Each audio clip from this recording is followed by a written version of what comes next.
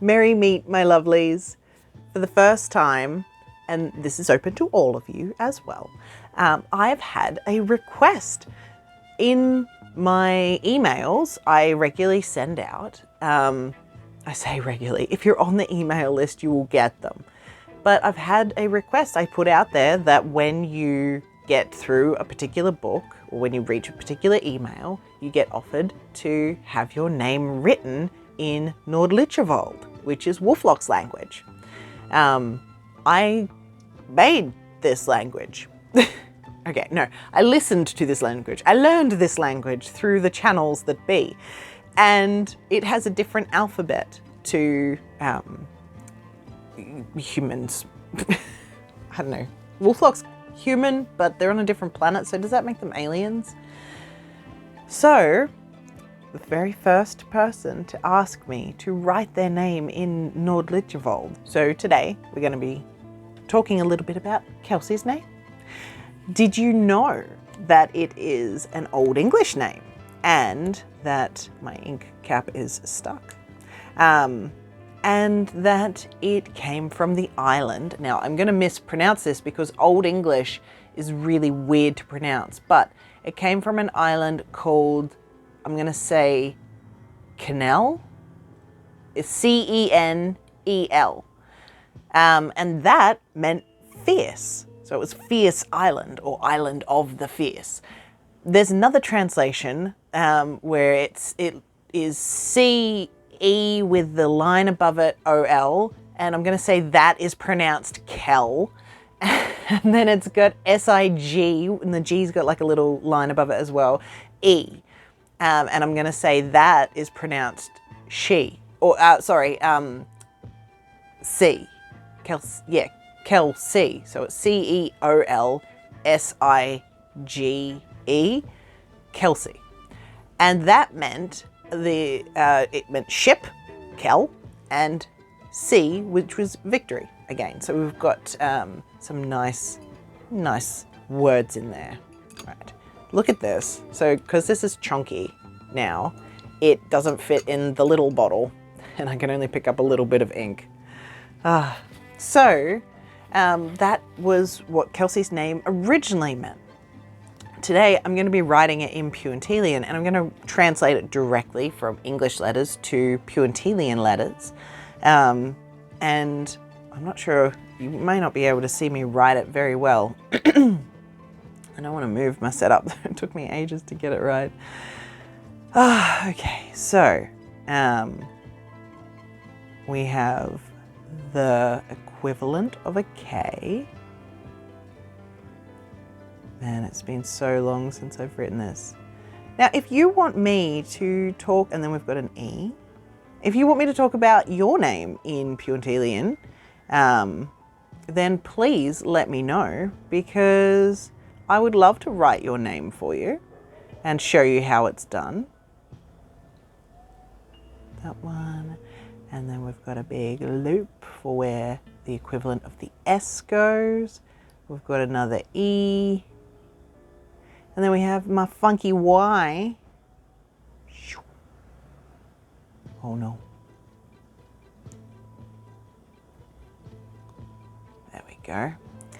Now, Kelsey in Puantili, being an equivalent of an Old English name, would belong more in the south of Grothena. The north of Grothena is more like the Germans and the Slavic nations, but not quite like high end, like North Slavs, more German, Austria, that sort of thing. You go further south, it kind of becomes a little bit more French, and then it goes into Celtic.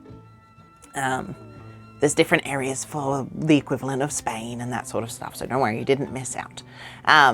But the name Kelsey would be in Puantili, but it wouldn't be from Wolflock's place. It wouldn't be from his province. It would be from one of the southern provinces that borders Schellenmerth. So that's exciting. My watch is saying I'm still active, even though I'm just waving my hand around. So in Nordlichterwald, they don't use Y at the end of words very well. So Kelsey, here is your name directly translated. I hope that comes through all right. It's backwards for me. So what we're going to do is write it as it would have been in Puentilian. Or rather in Nordlichterwald, they wouldn't have had the EY at the end. They would still say use a K though. They'd still use the equivalent of a K. So let's do that one. A little bit of extra swirl at the moment. It's like riding a bike. So it would be, now these letters don't have names. Like E isn't E, and then makes an eh sound. It's just the sound is all the letter is named. So it would be K, E, L. And then we have the S.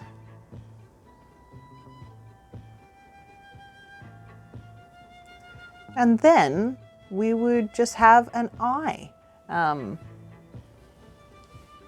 me just grab this quickly. It's been a while since I've written these. So we're going to grab the Case of Mothy. Whenever you get a paperback of the Case of Mothy, you get the translation guide in it. So I'm really lucky that I had one right there. Ta-da! Yeah, I'm not a native Nordlichterwald speaker or writer. So I do have to check on these things because I want to like give you guys the right one. All right, the equivalent of an E has, and then it goes around like that, a little flick. Nice. Okay, so Kelsey, your name on the top is, I'll see if I can flip this. But your name on the top would be how it's spelt in English, a direct translation, which I do sometimes. And then your name on the bottom would be how it is spelt in Puentilian or in North Grothaner in particular. They're very phonetic with their language, and they much prefer to have things a bit more simplified. And Wolflock's a little bit of the exception. The people who speak Nordlichterwald like their social dynamics a lot more than they like their intellectual dynamics. Those two aren't mutually exclusive, but Nordlichterwald is the language where it's more feeling than thinking. And you'll find that in different languages as well. Sometimes they will neglect particular terms and sometimes they will over-exaggerate particular terms. I feel like English being such a blend, pull that back down, so much forward.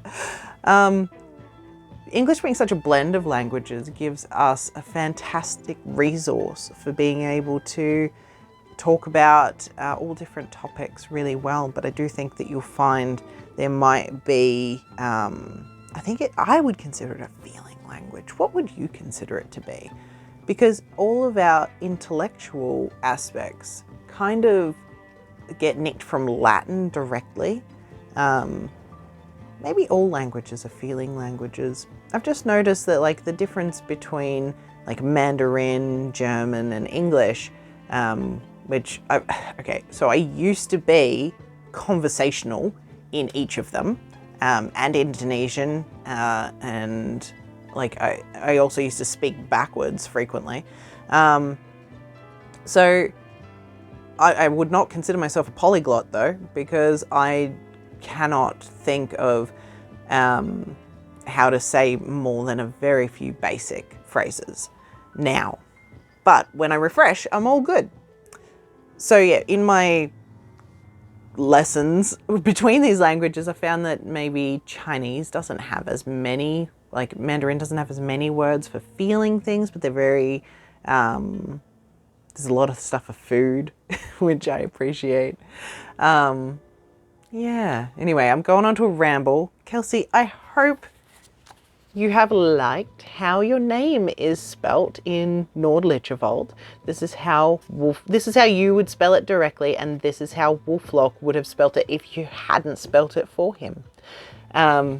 if you want to know more about different names, please let me know. I'm really happy to continue this, and I might even put makeup on if I get enough requests to do these over the next couple of days. I'm sorry this took so long to get to you, Kelsey, but I really wanted to make it special. Like, I really wanted to do a video for you, and you the first person, and I was like, oh, yay. But then perfectionism got in the way, and I was like, no, I'll do it when I'm in the mood. I'll do it after I've put makeup on. I need to have a shower first. Oh, what if I have breakfast? Oh, now I've got a meeting. Oh, but I don't want to do it in front of people, so I have to wait for the house to be empty.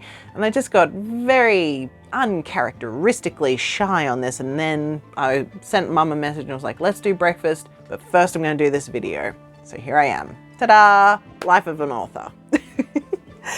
Have a wonderful day. And let me know if you want more names said or written or otherwise described. It's been a long week. It's been a really, really, really long week. And this made it a lot easier. So thank you. Merry meet, merry part, and merry meet again.